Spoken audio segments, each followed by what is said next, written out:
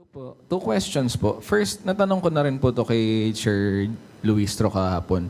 Do you agree dun sa sinasabi ni Congressman Zia Adjong, yung spokesperson po ng prosecution team, na mukhang wala pong ebidensya si VP Sara. Wala siyang depensang na mamount kasi yung strategy niya is towards dismissal.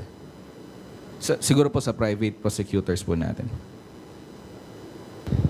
I think yung tinong mo is evident sa sagot ng Vice President mismo. Kasi napakakapal ng sagot, pero ang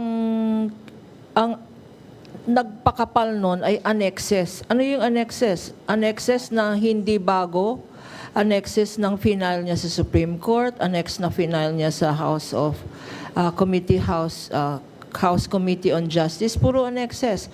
Pag tinignan natin yung kanyang answer, wala namang allegation, wala namang statement kung ano yung ipipresenta nila. On all the articles, they did not state, they did not deny. General denials lang, pero hindi nila sinabi, deny namin to kasi ito ang ebidensya namin. Ganun dapat ang sagot sa answer. All four articles of impeachment, wala pong sinabi kung bakit dinideny niya ang culpable violation of the Constitution, ang grave threats, ang bribery, ang unexplained wealth, ang betrayal of public trust. Wala siyang sinagot doon. Walang sinabing we have witnesses to show or this is our evidence. Wala. Question na naman niya, inulit na naman niya. Jurisdiction, 1-year ban, due process.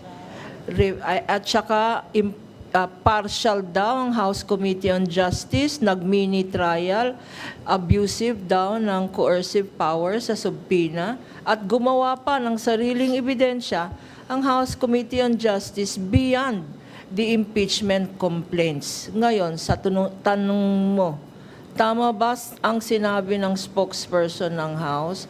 Ang sagot, oo. Kung meron kang ebidensya, ba't katakot na sagutin sa answer?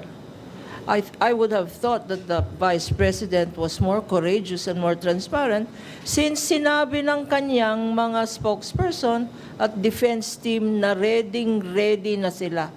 At maalala natin ang sinabi niya noon, to quote a previous maybe long time statement, meron daw bloodbath na mangyayari. Saan ang bloodbath na yun? Nakikita ko, personally, bubble bath yan. Hindi bloodbath.